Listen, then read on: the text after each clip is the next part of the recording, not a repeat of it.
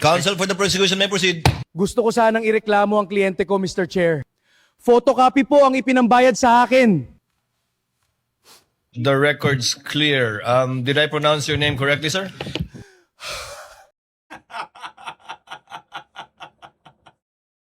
Photocopy as a evidence daw po mga kababayan ay tinatanggap na daw po ito. Ngunit ayon dito sa post ni Attorney Levito D. Baligod, ito po ang sa Supreme Court, sinight niya po ito, no? Essay photocopies may be admissible as evidence in court. Mayroon po mga kababayan nakasulat ito, may be. Ano ibig sabihin ng may be sa Tagalog? Pakitranslate niyo po. At itong highlights po ni Attorney Levito Baligod ay provided, no? Provided. The Supreme Court has ruled that is duplicate or photocopy of original documents, whether in paper or electronic form, can be admitted as evidence in court, provided there is no genuine question regarding the original's authenticity of fairness in using the copy. Mga kababayan, ipinatranslate agad ito natin sa ating kaibigan si Paring Piti. Ayun na si Paring Piti. Ang bilis ni Paring Piti utusan eh. Tingnan natin, baka sabihin nyo, inaano natin ha, alter natin. Teka, subukan natin yan o. Palakihin natin mga kababayan, ipakita natin yung buo. Ayan ha, yan ang buo, ayan o, yan. Pinatranslate po natin o. Sige, magbasa tayo sabay-sabay. Sabi ko, pakitranslate po. Sa Tagalog, the Supreme Court has ruled that a duplicate or photocopy of original documents, whether in paper or electronic form, can be admitted as evidence in court, provided there is no genuine question regarding the original's authenticity or fairness in using the copy. Nang translate po ito ng aking kumpare, mga kababayan, si Paring GPT, ayan no, nagpasya ang Korte Suprema na ang isang duplikado o photocopy ng orihinal na dokumento maging ito man ay nasa papel o elektronikong anyo ay maaaring tanggapin bilang ebidensya sa hukuman basta't, ayan po mga kababayan, basta't walang tunay na pagdududa sa pagiging tunay ng orihinal na dokumento o sa pagiging makatarungan ng paggamit ng kopya bilang ebidensya, mga kababayan. Mayroon nga pong objection. Diba ang abogado ni Vice President Inday Sara Duterte, dito po kahapon sa ebidensyang, pinalabas po nila mga kababayan na ito po ay photocopy lang. At ngayon, ito nga, pwede ka pong magreklamo dito. Halimbawa, mayroon kang isa kang abogado. Binayaran ka po ng kliyente mo ngayon ng photocopy ng tig-1,000 o pera. Tatanggapin mo ba? Kasi nga, ano to eh. Okay na to, original na ito eh. Pwede ba yon mga kababayan? Di ba hindi? Malamang sa malamang, iiyak ka talaga katulad nito. Counsel for the prosecution may proceed. Gusto ko sanang ireklamo ang kliyente ko, Mr. Chair. Photocopy po ang ipinambayad sa akin. Ayan, photocopy po ang pinambayad sa kanya, nagreklamo. Pwede ka talaga magreklamo mga kababayan, tumulaw sipon mo, tuhog mo dyan. Pagbayaran ka ng kliyente mo ng photocopy, tatanggap ka ba? Siyempre hindi, di ba? Yan po mga kababayan ang ating pag-uusapan ngayon dahil ang pinagtalunan po kahapon, ito pong full video na kagustuhan ng defense team, katulad ng defense team ni BP Sara sa kampo niya. Ayaw po ipalabas ng buo. Ang gusto lang po nila, i-captured po yung kung saan yung video na maaaring makapagsabi na itong si BP Sara ay nagbanta dito kay Marcos Jr. nang walang kaabog-abog. Parang ganun po nila gustong ipinapalabas mga kababayan. Now, hindi po nila ipinalabas doon. Nandito ka ngayon kabayan, maswerte ka. Ipapanood ko po sa iyo ang buo ng video, yung ayaw po na lang ipakita dyan sa hearing kahapon. Kaya kung gusto mo po mapanood ng buo, huwag ka pong lalayas dito at panoorin mo po ng buo ang buong video ito. Paki-like na rin, paki-share na rin, paki-subscribe kung hindi ka pa nakapag-subscribe. Maraming salamat kabayan. Punta na po tayo doon sa full video. Ito po yun.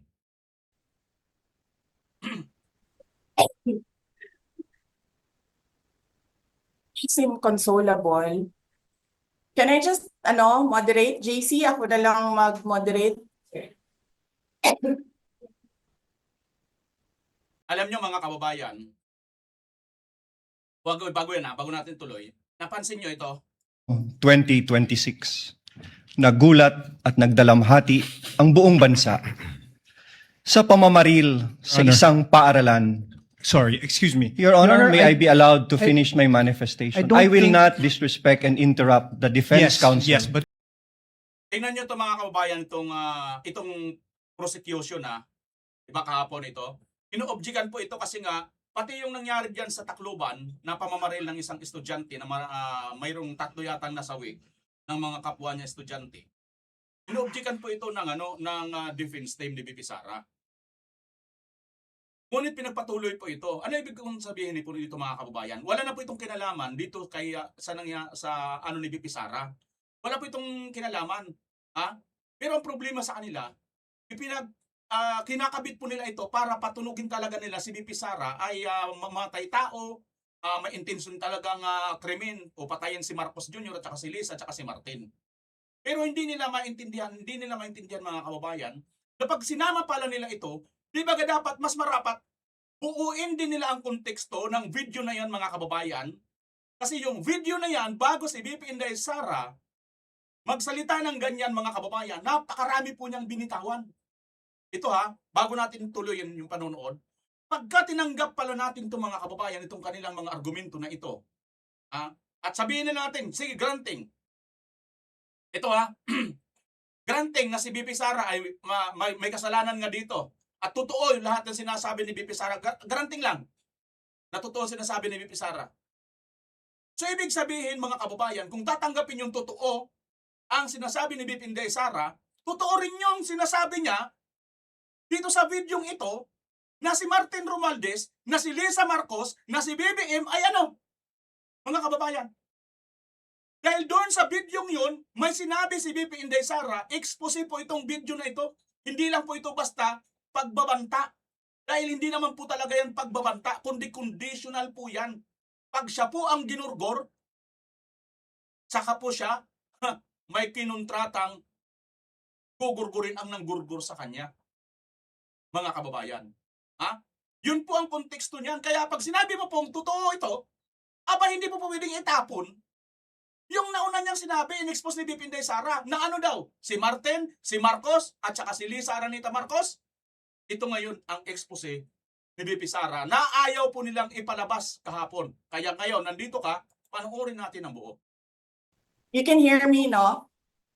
Yes, ma'am. Yes, yes, Jason, you're raising your hand. Yes, ma'am.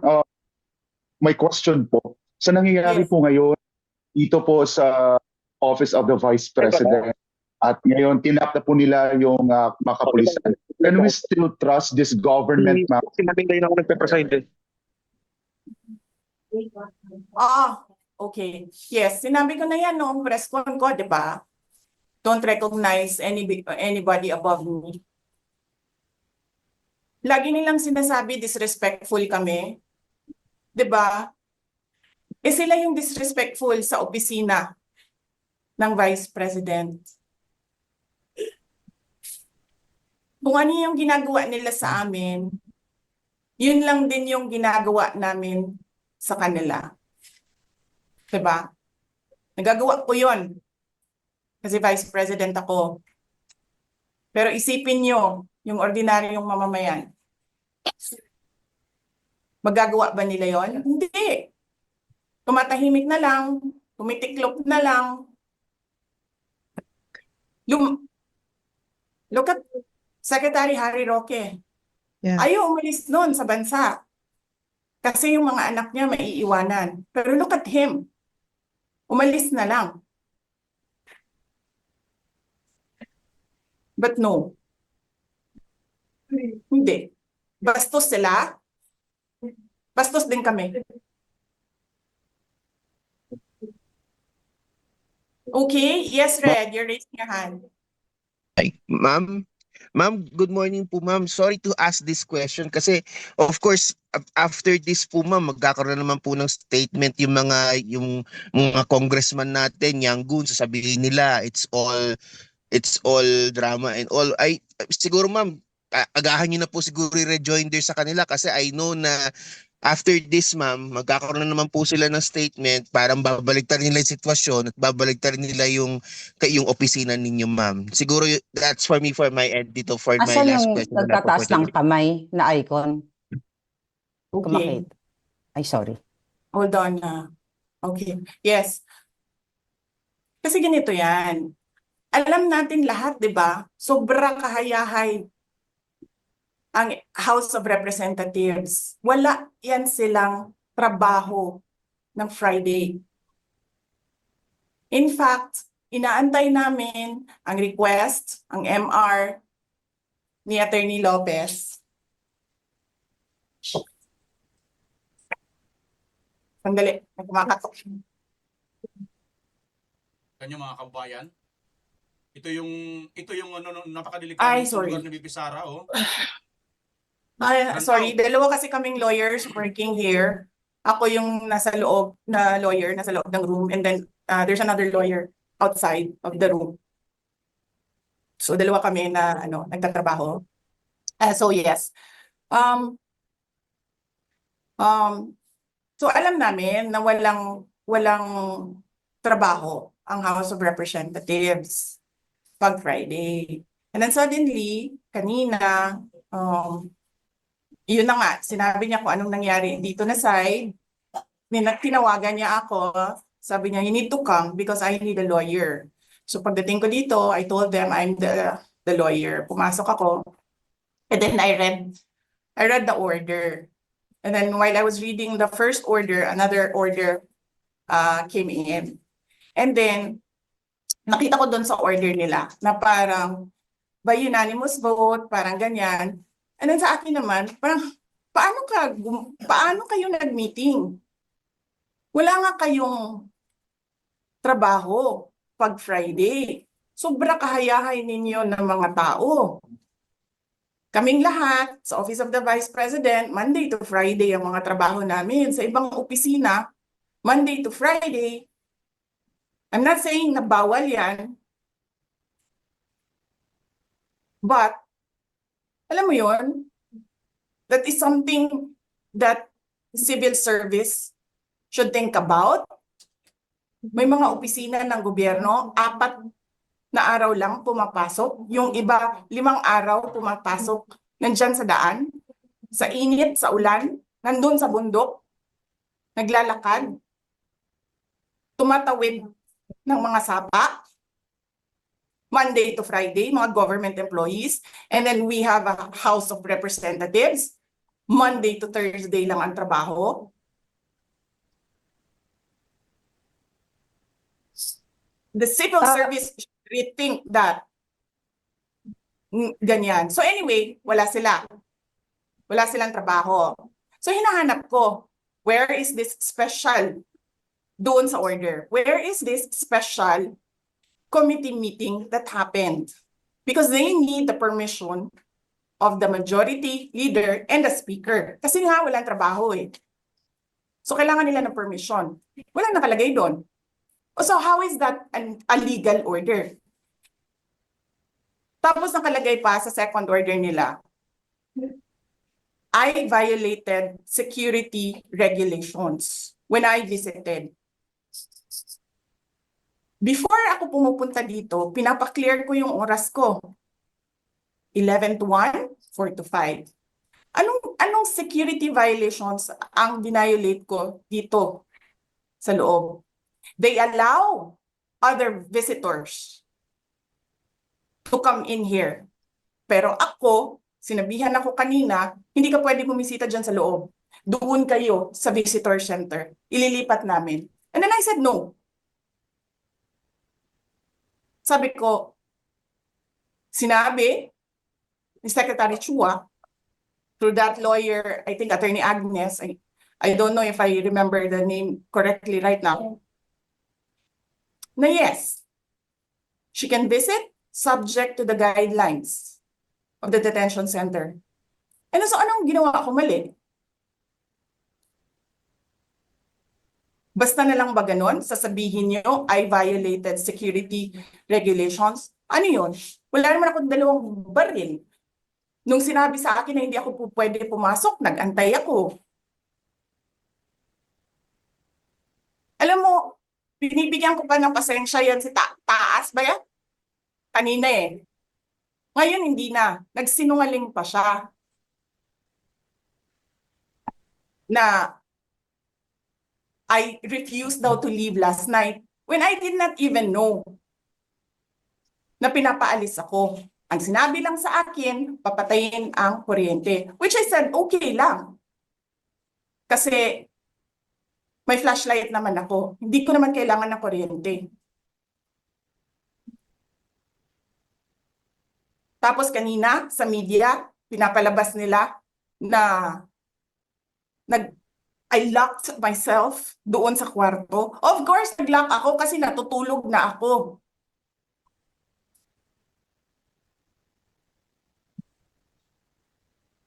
Tapos, what? Bawal ako magstay sa opisina ni Congressman Pulong Duterte. Bakit? Is not that government property? I was allowed by the lawful occupant and possessor of that office to stay there, to assist a detainee who is inconsolable right now, na hindi mo na alam kung yung sakit niya sa likod is a heart attack o ano, kasi hindi nila pinapapasok yung doktor.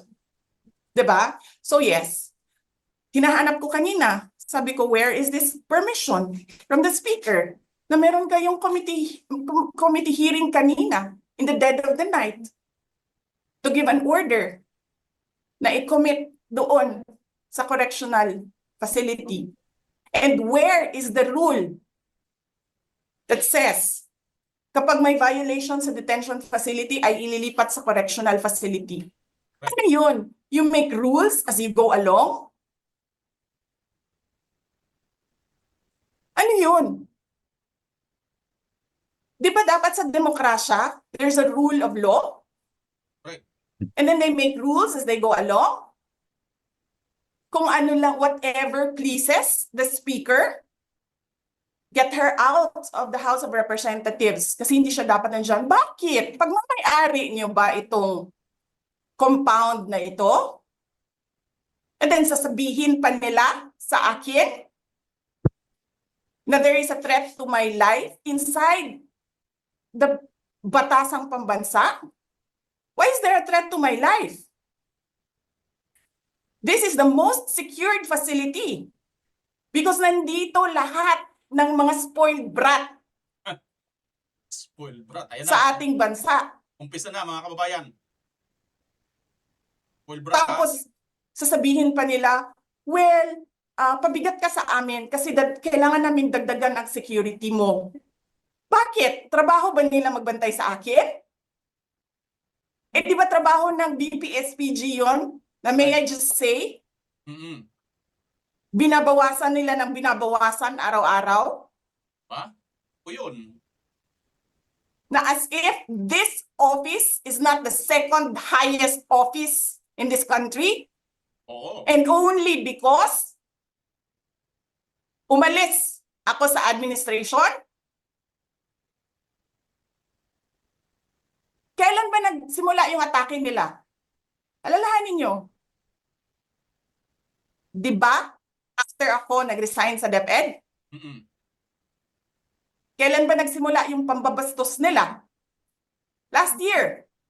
After that meeting with the Makabayan Bloc and Martin Romualdez. Ayan na. Umpisa ng expose mga kababayan. They started destroying my name, pummeling me in the media with the Ayan mga kababayan nag-umpisa yung paninira kay BP Inday Sara nung siya po ay umalis sa DepEd at nung nag-meeting po itong Makabayan Bloc at saka si Martin Romualdez. Kaya hindi na po tayo nagtataka mga kababayan kung bakit po ito pong si mga Makabayan Bloc na dati pong galit na galit ito sa mga Marcos ay naging tutak po ni Marcos. Tuloy natin mga kababayan. Ito na po, umpisa ng expose ni BP Inday. multi-million PR campaign. Yan na. Pinastos pa nila ako ng mga pagsisinungaling nila Mm-mm. na kesyo taksil, kesyo korap, abusado. nyo. Ayan na.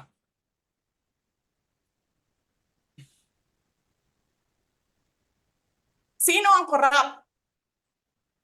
Yung mga congressman na yan na nag-hearing, anong sinasabi nila? Pagkatapos, pag na-off na ang mic, pag wala na ang media, Ano? pasensya na kayo Kailangan kasi namin ng pera. Mag-eleksyon na kasi. Yun. Expose. Pakisabi kay Sara hindi ko naman gusto tong ginagawa ko hindi mo pala gusto ginagawa mo Bakit mo sinisira pangalan ko? Joel Chua. Ako, ayan si Chihuahua talaga, oh.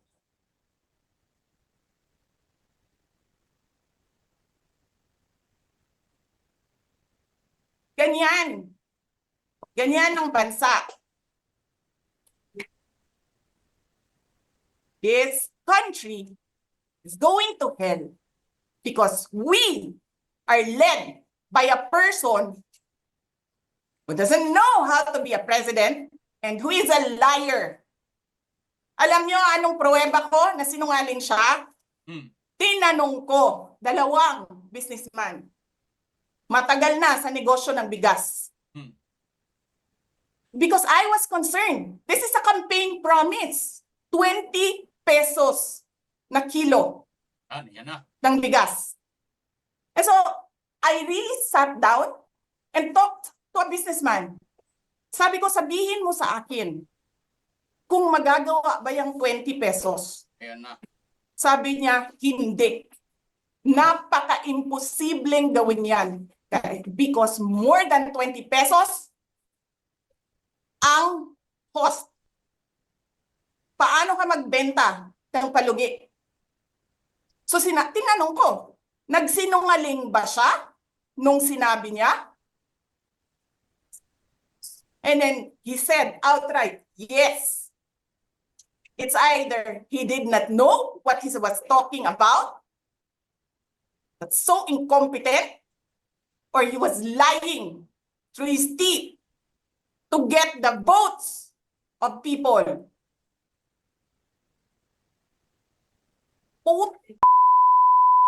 Ninyong lahat. Martin Romualdez, Lisa Marcos, Bongbong Marcos.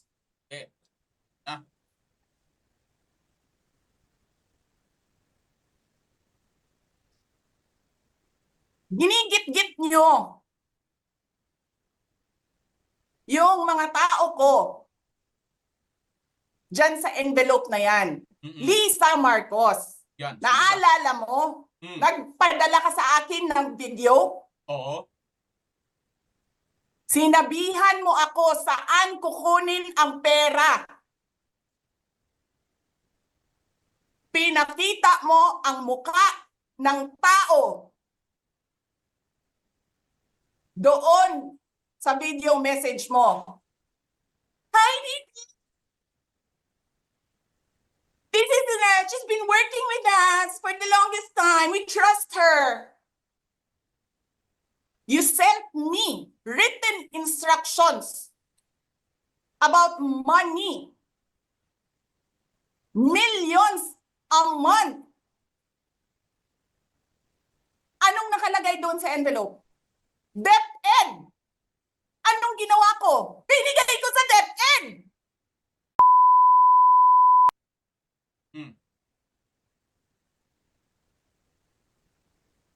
Wala ka ngang posisyon sa gobyerno, namimigay ka ng pera ng gobyerno Oo. Pakialamira itong babaeng ito. Sisirain mo yung tangal ng mga kasama ko sa Office of the Vice President. Sasabihin nyo sa mga tao, nakaw yan, confidential funds yan. Niwala nga kayong isang proof na confidential funds yan. Naniwala lang kayo sa isang babae na ang pangalan ay Gloria Mercado na nagsabi confidential funds yan na hindi nyo nga nilabas. Yung yung babae na yon, yung Gloria na yung Mercado na yun, na-promote po yan ni BBM, mga kababayan ngayon. Na-promote po yan ngayon sa senior citizen yata yan siya Diba? Na-promote siya mga kababayan. Tingnan nyo ha, ito na po mga expose ni BP Inday. Nag-umpisa po doon sa meeting ni Martin Romualdez at itong mga makabayad black na mga MPing terorista. No? At ito nga si Joel Chua. At ito na ngayon, si Lisa Aranita Marcos. Mga kababayan, nakikialam sa gobyerno. Niwala lang kayo sa isang babae na ang pangalan ay Gloria Mercado na nagsabi confidential funds yan na hindi nyo nga nilabas na wala pang confidential funds, meron ng white envelope.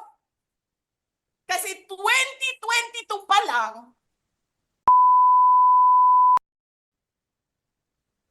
may utos na ng pera sa DepEd. Ako, booking.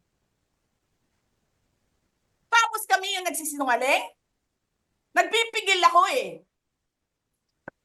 Kasi gusto ko lang magtrabaho. Gusto ko lang tapusin nyo na yung ng show ninyo dyan sa House of Representatives para makabalik na kami sa trabaho namin.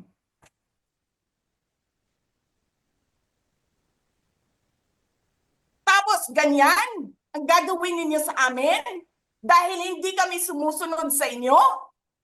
Dahil ayaw na namin tumulong sa inyo?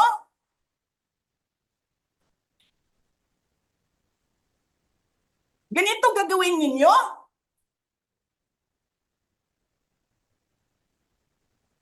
Presidente ka, may speaker ka na involved sa bribery ng Supreme Court justices. May video, may kaso, may witnesses. Paktay ka diha, presidente ka, may speaker ka na involved sa kaso. May video, may witnesses. Mga kababayan, nakakalimutan natin, baka ito yung isang alas ni BP Inday Sara. Baka pag dumalo dyan si BP Inday Sara, mga kababayan, isang bulat niya po itong video na ito. Naku po. Ito po yun, mga kababayan. Kaya wag nyo pong pinipilit si BP Inday Sara na dumalo dyan. Baka magulantang na naman kayo. Hindi mo tinanggal yung speaker mo. Pinabayaan mo siya abusuhin ang pera ng bayan. Paikot-ikot sa buong bansa, namimigay ng pera na para bang kanya yung pera.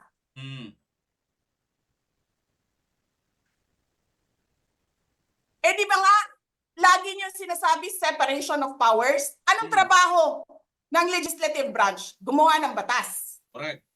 Anong ginagawa ni Martin Romualdez? Namimigay ng pera. Nagdidirect ng DSWD, namimigay ng ayuda, 5 kilong bugas. Sa kanya lahat bumabahagi nagsasabi ayuda. kung anong bibigay, anong ibibigay, anong gagawin, sino ba ang presidente dito?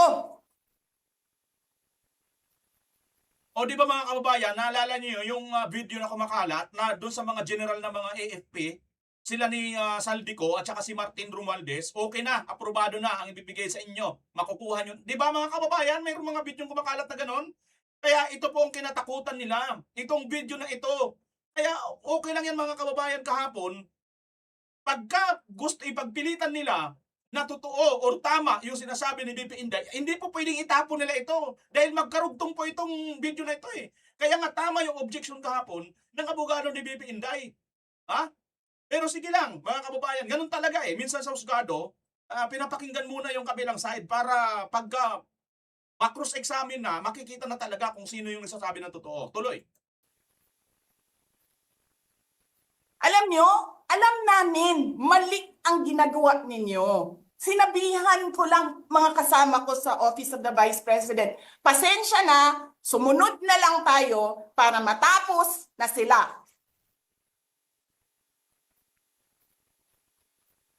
Tapos ganito ang gagawin ninyo, alam namin, walang contemptuous doon sa ginawa ni Yusek Lopez. Wala. Lahat ng tanong, sinagot niya. Pumunta siya. Maayos siya kumausap. And then sasabihin ninyo sa amin, bakit kami susulat sa COA? Bakit hindi kami susulat sa COA? Hindi tapos ang appeal namin. Hindi tapos ang audit namin. Tapos buhag-hag na ninyo tanan ang gisubmit namo sa COA?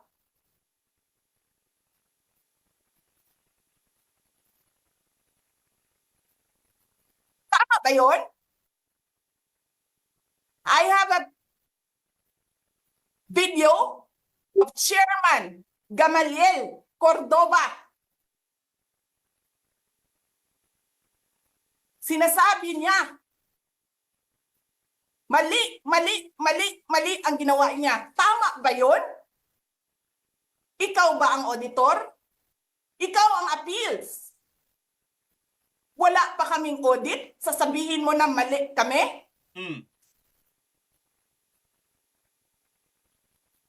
Grabe, no? Yan, no? O si Pinday.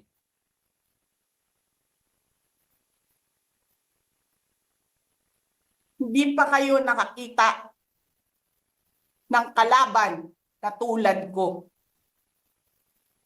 Yan, mga kababayan. Hindi pa kayo nakakita ng kalaban na katulad ko. Kinikilabutan ako, mga kababayan, kasi alam nyo, nung kami po ni Tatay Digong ay nakaharap namin si Tatay Digong. Ngayon po ito, yung video na ito, di ba, si BP Inday ito sa bandang kanan, ito si Tatay Digong sa bandang kaliwa. Nang makausap po namin itong si Tatay Digong dyan sa araw na yan, may kininto po si Tatay Digong tungkol dito kay BP Inday. Simple lang, mga kababayan, si BP Inday, mas matapang pa yan. Kung lagyan mo lang ng bigote yan, si Hitler daw po yan. Napakatapang talaga, mga kababayan. Napakatapang talaga yan ni Inday. Babae yan, pero grabe. Nagpigil ako na nagpigil. Kasi masama sa bayan. Hindi maganda ang political instability.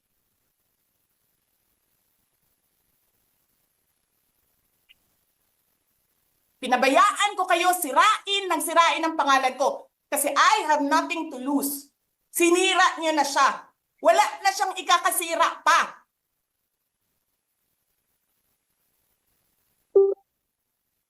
Tapos ganito ang gagawin niyo.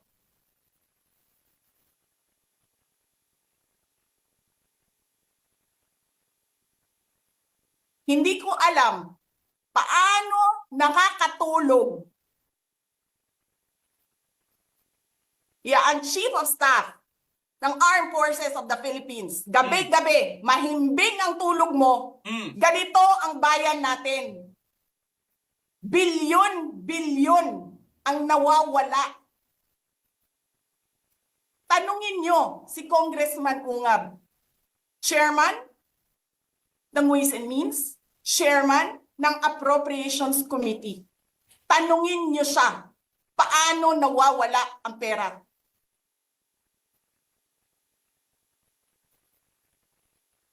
Paano nyo ginagel ang pera ng Department of Education? Martin Romualdez. Inattach nyo ang projects na hindi man lang dumaan sa paaralan, sa SDS, sa region, even sa central office. Basta na lang listahan ng mga congressman. 19 billion. Tapos, nung 1 billion na lang ang naiwan sa DepEd, anong ginawa nyo? Kinuha nyo ang 5 billion sa repairs, nilipat nyo para mukhang lumaki ang pera.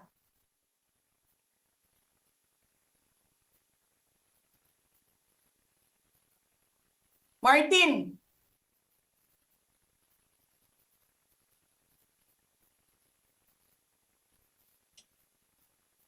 nangangampanya tayo. Nakasakay tayo sa eroplano. Magkatabi tayo. Nagre-reklamo ka, walang pera. Kasi, ano sabi mo? Giom-om ni Lisa Marcos o ni BBM ang kwarta. Giom po, mga kababayan, sa hindi nakakaintindi, nilamon nilunok, sinubo ang pera. Walang pera sa kampanya kasi hindi nagbibigay. O kaya sinuba, sinarili yung pera. Yun, parang sinarili lang niya talaga.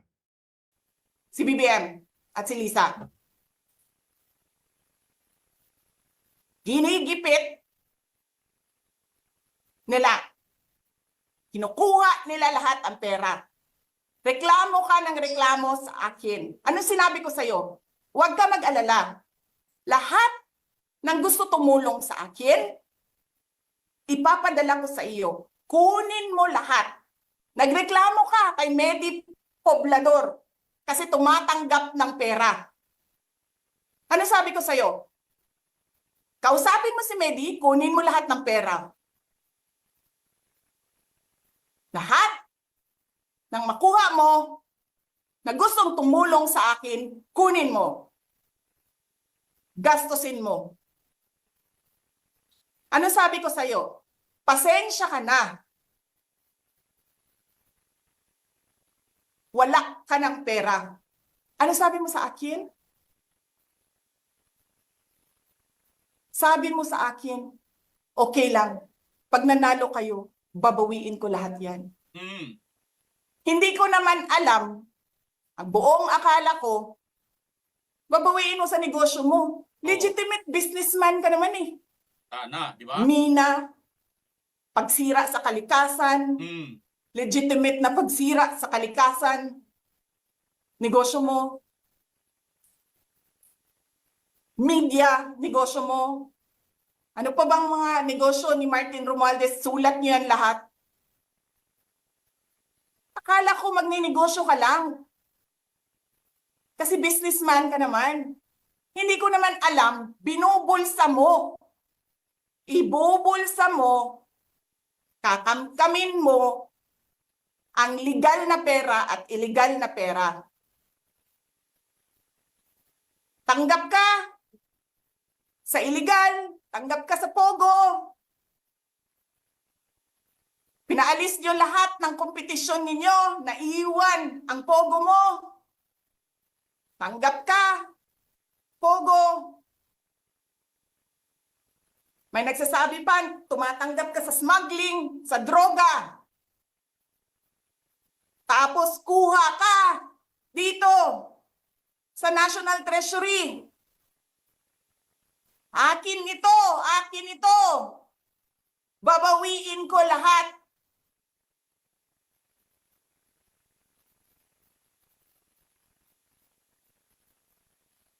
Masakit sa akin, Martin, hindi yung pagsira ng pangalan ko eh.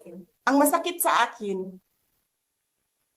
maalis mo man ako sa presidential race, hindi pa rin ikaw ang presidente. Walang buboto sa'yo. Please lang.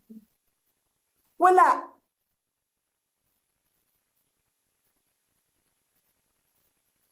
Hindi ka nga dumadaan ng contest eh. Kasi wala kang kalaban sa Tacloban. Kasi binibili mo, pinapakidnap mo, hinaharas mo ang mga kalaban mo. Hindi ka dumaan ng contest. Ang alam mo lang, kasi mayaman ka, bibilhin ko lahat ng tao ng pera. Kay pobre man mong tanan, kwarta na may inyo. There is nothing in you except money. Yan lang. Martin, harapin mo yung katotohanan. Walang boboto sa'yo. Senador man, Vice President man, walang boboto sa'yo. Hindi ko nga alam kung mananalo ka pa ngayon sa Tacloban eh. Palamang hindi na. Sinong gusto sa lahat? Nagkatotoo ba mga kababayan yung sinasabi ni BP Inday? Totoo po yan. Naalala nyo, ang kalaban po niya ay si Aling Nanay Nene, Tita Nene, di ba? Tita Nene Bacali ba yun mga kababayan? Anong ginawa niya? Pinadisqualified niya. Di ba? Yun ang nangyari. Totoo sinabi ni BP Inday, pinapadisqualified niya. Kaya wala siyang kalaban. Buong Pilipinas, ang ibalik ka sa Kongreso. E di lahat ng tao, pupunta yan doon sa Tacloban, mangangampanya yan sa kalaban mo. Kasi, magnanakaw ka. Yun, no? Hindi ka dumadaan sa audit.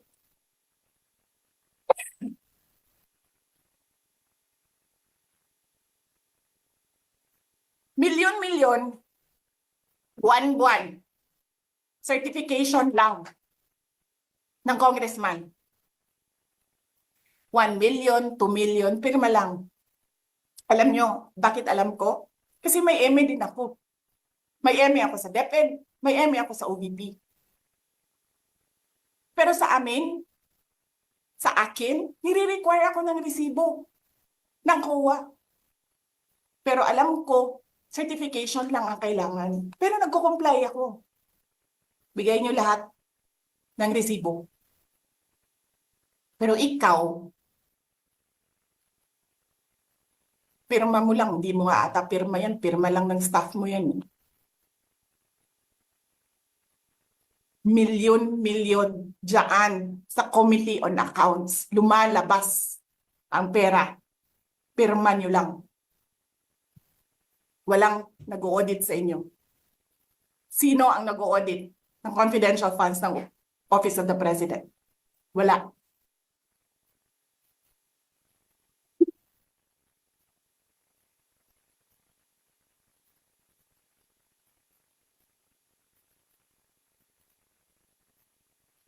Yan ang Pilipinas. Yan ang bagong Pilipinas.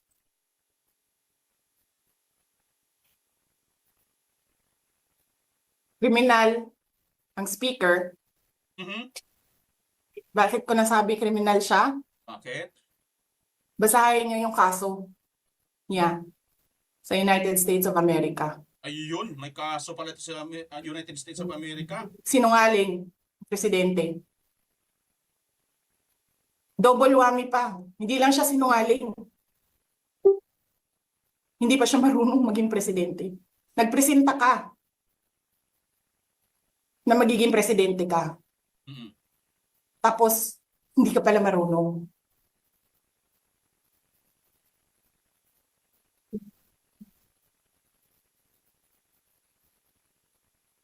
Sarap-sarap ng kain ninyo, buffet, dyan, dito, sa House of Representatives. Alak, lahat. Lahat ng juice, lahat ng mamahaling wine.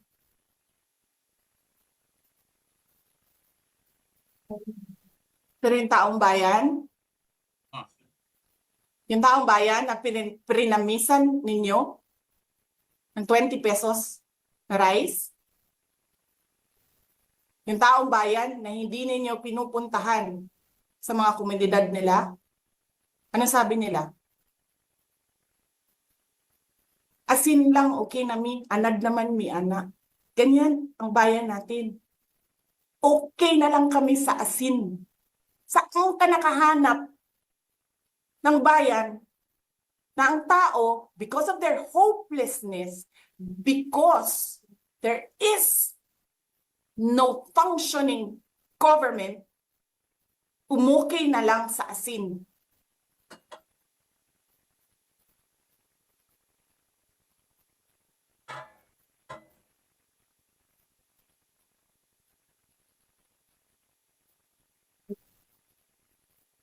Hindi nito exposin ni Buti BBM. na nga lang, abogado si Attorney Lopez eh. Kasi alam niya kung ano sasabihin niya doon sa mga pumasok sa kwarto niya. Na take note, nagnakaw pa ng cellphone. Kita nyo? Saan ka nakahanap? Papasok ka, nanakawin mo yung cellphone, dadalhin mo pa yung tao. Hmm. Kapal na mukha, ano? Huwag kang mag-alala, ma'am, sa security ko. Kasi may kinausap na ako na tao. Sinabi ko sa kanya, kapag pinatay ako, patayin mo si BBM, si Lisa Araneta, at si Martin Romualdez. No joke. No joke. Nagbilin na ako, ma'am. Pag namatay ako, sabi ko, huwag ka tumigil hanggang hindi mo mapatay sila. And then he said yes.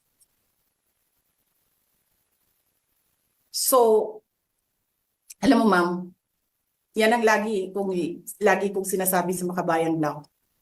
Kinat nila mga kababayan, no, itong Manila Bulletin. Ito po yung naka-upload, no, full video. VP Sara Duterte holds on online press briefing November 23. Ito po yun mga kababayan. 1 year ago na po ito mahigit, no? November 23 uploaded po itong video. November 23, 2024. Ang views po nito 1,087,328 views. 14,000 likes mga kababayan. Ngayon, 'di ba? Itong portion na ito, may nagtanong pa dito si ano pero kinat na nila, no? Yung ano kasi ng tanong dito, yung pinalabas na nila, yung kahapon pinalabas nila, pero ito hindi na nila ito pinalabas mga kababayan. Oh, tingnan mo ha. Dumiretso na dito eh. Huwag kang ano ma'am, sabi. No joke. Nagbilin na ako ma'am. Diba? Dumiretso na kaagad dito mga kababayan. Diba? Oh, kita nyo? Kita nyo ha mga kababayan ha?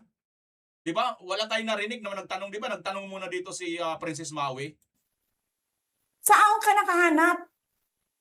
Papasok ka, nanakawin mo yung cellphone, dadalhin mo pa yung tao.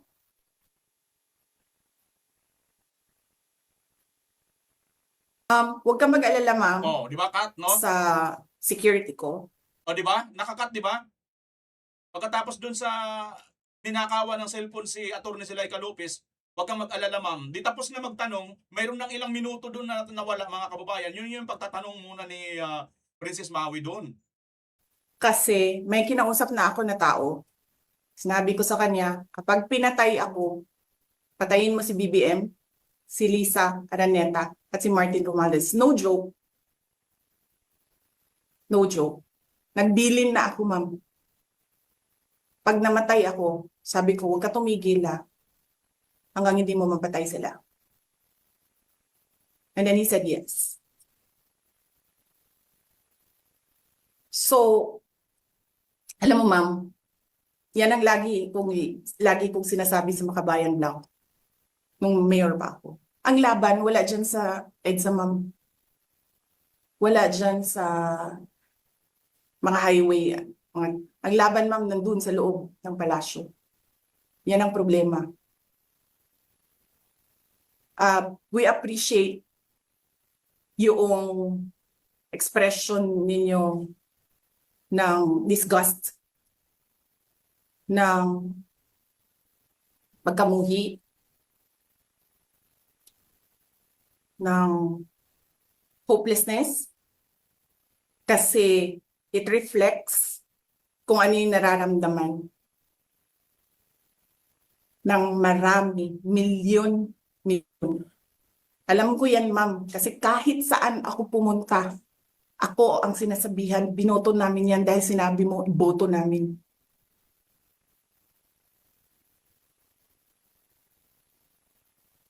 So, yes, ma'am. Maraming salamat sa ginagawa ninyo. Dahil sa ginagawa ninyo, I'm sure nakikita yan ang taong bayan and na-appreciate nila yan. Marami sa ating mga kababayan ang gusto sumali sa inyo. Pero sa sobrang hirap ng buhay ngayon, hindi nila maiwanan yung mga trabaho nila at hanap buhay nila para pumunta sa daan. Bakit sila naghihirap? Bakit? Dahil sa gobyerno. Di ba dapat yung gobyerno natin ang nagpapagaan ng buhay ng tao? Bakit ang gobyerno natin ang nagpapahirap lalo sa tao? Kasi gusto ba nila lagi na lang mahirap ang mga tao para madali mapasunod?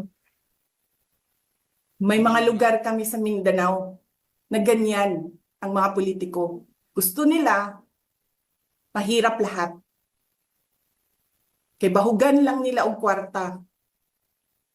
Governor na sila, mayor na sila, congressman na sila. Bahugan, ibig sabihin mga kababayan, sabawan lang nila ng pera. Pero hindi ito literal na sabaw, ano ho? Para bagang pakitaan lang nila or bigyan lang nila ng kakarampot na pera, ayuda. Ayun na. Magiging gobernador na sila. Hanapin niyo, ma'am, yung mga lugar na sobrang hirap sa Mindanao. Tingnan niyo anong gawain ng politiko. Pinapakain lang ng pera ang tao. Binabastos yung kanilang pagkatao dahil wala silang pakialam. Yan din yung mga tao na gusto sumama sa inyo, na nakikiisa sa inyo, pero hindi nila maiwanan yung hanap buhay dahil sa pamilya. Madami yan. Yes, sir. Salamat, sir. At binigyan nyo ng example ang ang taong bayan kung ano yung sinasabi ko because it's happening all over the country. Gusto nila, sila lang ang mayaman. Alam nyo ba, sa bentahan ng mga relo ngayon, sino bumibili ng mga relo? 3, 4 at one time? Mga politiko. Mga galamay ng politiko, karamihan mga congressman. Tanong nyo sa mga dealer ng relo, ng mamahaling relo dito sa Pilipinas. Tanong nyo sa mga dealer ng mamahaling kotse sa Pilipinas.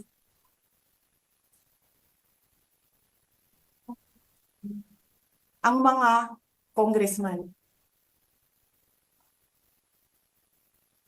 Yes, Ralph, you're raising your hand. Hello po, VP. Good evening po. I would like to take this opportunity po to ask po kasi recently po may parang statement si former President Rodrigo Duterte and So ayan mga kababayan ha, ito yung video kung saan kinatakutan po nila na ipalabas dahil po matinding expose na pinasabog po dito ni Bibi Inday Sara, no?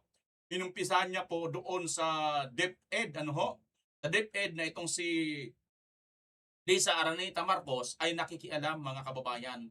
At itong si Romero ba? Yung Gloria Miranda, ngayon inappoint na po ni BBM. May premyo, lahat po mga kababayan na nanggipit po sa mga Duterte, katulad nung si Marcos Lacanilaw, di ba? Yung isa sa nagpadala kay Tatay Digong, pagkikidnap papunta sa Dahig. Ayan, naka-appointed ngayon sa LTO. Si Romero, si Miranda pala, Gloria Miranda, appointed dyan sa senior citizen. Di ba? Tapos sino pa yung isang appointed doon? Yung sa AMLAC. Yung AMLAC na naglabas ng record ng mag-asawa at pamilya nila, pati pa si, di ba, buong pamilya, pati si Katie Duterte yata, nilabas lahat ng mga record, mga kababayan, appointed din. Di ba? Puro na promote. Tingnan si Buyeng. Si Buyeng, mula doon sa ang kanyang anak, nahulihan, tumanggap ng high grade na Mary Jane. Wala pang 3 buwan, dismiss ang kaso. Pagkatapos, na-promote pa, naging ombudsman pa. Di ba? Tapos itong kanyang kapatid, DILG secretary. Lahat ng mga kakampi dito ng gobyerno na to, puro napopromote. Tingnan si Torre, di ba? Anong ginawa ni Torre? Kinadap si Tatay Digong. Ganon din si Pastor Kibuloy. Anong ginawa kay Torre? Kahit tinanggal si Torre, nalagay pa rin general manager sa MMDA pa rin. Appointed pa rin. Di ba mga kababayan? Lahat ng ito nangyayari. May mga katotohanan nito mga sinasabi ni BP Inday. Kaya ito po ang kinatakutan nilang expose nito. Pero tingnan nyo ha, itong expose na to, nilaktawan na nila. Ay yung konteksto, sinagot niya na, linagay na kaagad. Tingnan nyo mga kababayan kung paano rin po. Dito talaga natin maano itong mga mainstream media. Sorry ha, Manila Bulletin, sorry. Pero kayo kung talagang patas kayo, dapat pinasok nyo sana, hindi nyo kinat.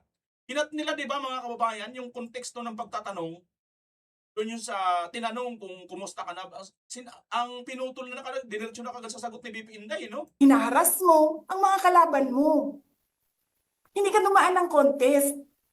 Ang alam mo lang, kasi mayaman ka, bibilhin ko lahat ng tao ng pera. Kay pobre man mong tanan, kwarta na may inyo. There is nothing. Yan mga kababayan, di ba? Grabe sorry ha, pero kaya siguro itong mga mainstream media, wag na kayo magtaka. Kasi tingnan nyo, kung talagang patas kayo, dapat pinalabas mo yung tanong.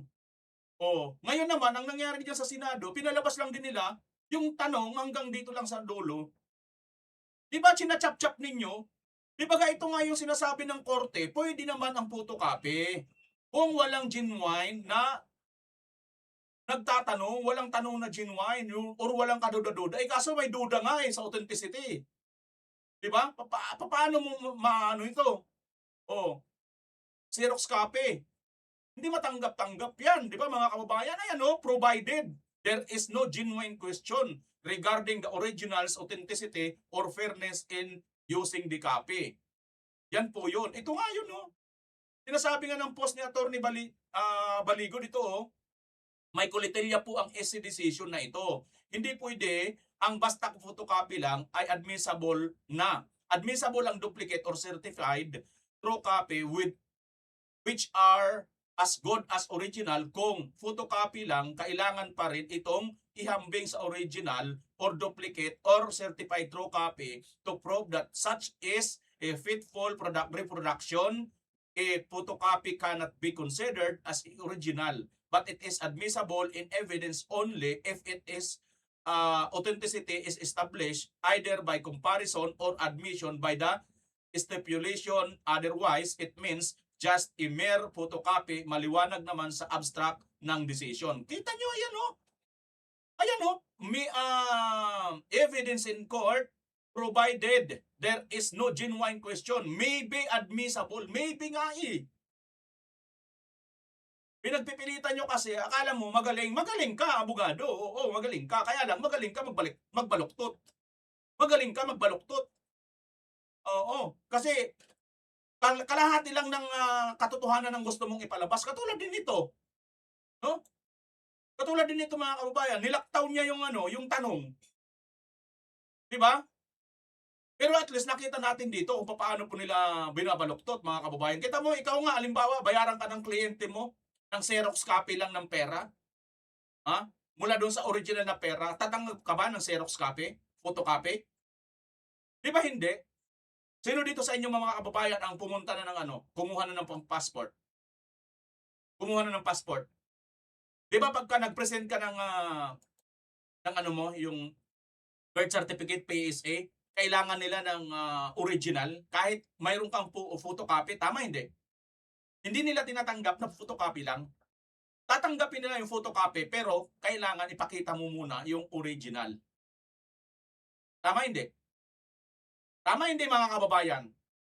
Kung hindi nyo sasang-ayunan yan, abay, talagang wala na tayong magagawa. Kabubuhan na lang talaga ang alam natin, di ba? Yun po yun mga kababayan. Pero, ipagpalagay na natin granting. Ipagpalagay na natin granting. Pero tingnan nyo na lang ito. Sabihin na lang natin totoo yung sinasabi ni Bibi Inday. Ano natin sila? Tapos idugtong natin itong pinapasok nito na out of context na nga ito kasi nga pangyayari ito kailan lang ngayon lang sa Tacloban. Ang layo ito sa impeachment pero sinasama nila. Noong 22 ng Hunyo 2026, nagulat at nagdalamhati ang buong bansa sa pamamaril sa Honor. isang paaralan. Sorry. Okay? So, ito po yung sa Tacloban na nangyari, mga kababayan.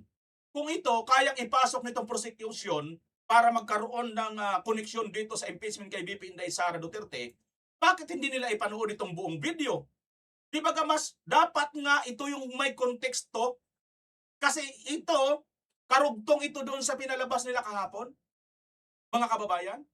At itong itong video na hindi nila pinalabas kahapon, mga kababayan, ay naglalaman ito ng mga expose na itong si Lisa Aranita Marcos nakikialam sa ating pamahalaan na wala naman po siyang alam, wala siyang kapangyarihan. Pero siya ang nagdidikta, namimigay pa ng pera. At itong si Martin Romualdez, may mga kaso itong kriminal. May video. Abangan ninyo mga kababayan, baka pagka si VP Inday Sara na ang dumalo dyan, ipasabog na yung video na. Tandaan po ninyo ito yung video malamang na hindi pa sinasagot at hindi pa nire-reveal ni VP Inday. Malamang nakareserba ito. May videong hawak si VP Inday na hindi pa niya ito pinakita Di ba nang tanungin siya, anong video ma'am? Bigyan ko kami ng clue. Ay, ayoko sabi ni VP Inday. Di ba kasi nga, malalaman nyo na kaagad eh. Pero sandali, may video ito. So evidence po ito mga kababayan.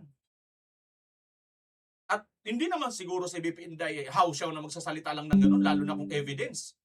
Di ba? So, isa lang po ang punto natin dito mga kababayan. Iniwasan po nila itong mga konteksto ng video na ito at pumunta sila doon sa Tacloban na hindi ang layo naman para lang maikonekta nila dito kay BP Inday. Na kung tutusin, ito nga ang mas konektado dahil ito yung video. Nagigets nyo ba ako mga kababayan? Oh. Ayun na ang umusga sa buong video na ito mga kababayan ni BP Inday Sara kung ano ba ang nangyari doon. Ito pala yun. Matindi palang expose ang binitawan ni BP Inday. Mula doon kay Chua, sa Makabayan Black, Lisa Araneta Marcos, BBM, Martin Romualdez yung pangangampanya at yung mabigat na kaso ni Martin Romualdez. At itong si Aling Gloria Miranda na na-promote pa ngayon ni BBM. Na-appoint. Exposing ang tindi po nitong expose na ito. Isa lang po yun yung nabanggit ni BP Inday Sara na ipagurgur niya itong magpapagurgur sa kanya. Dalaan po yun ng kabiglaanan, dala po yun ng nakakatakot na sitwasyon. Tingnan niyo yung dilim mo. Pinatayan sila ng kuryente, ng ilaw. Nandun pala siya sa opisina ni Congressman Pulong pero ayaw pa siyang patirahin dyan. Pangalawa siya sa may pinakamataas na leader sa ating bansa. Hindi siya nirerespeto nitong mga animal na mga buhaya na ito. Opisina pa ng kapatid niya yan ha. Hindi naman siya nakikiopisina doon kay Chihuahua. Oh, ito pala mga kababayan. Kaya, abangan natin ang susunod na kabanata. Ngayon mga kababayan, kayo naman ang aking tatanungin. Ano ang masasabi ninyo sa laman ng video ito? Pakipumin nyo po dyan sa baba. At pag-uusapan po natin. Hanggang sa muli, BMR Channel. Kita tayo. Maraming salamat hanggang nakarating ka sa dulo ng video ito. Sukan natin yan. Bye!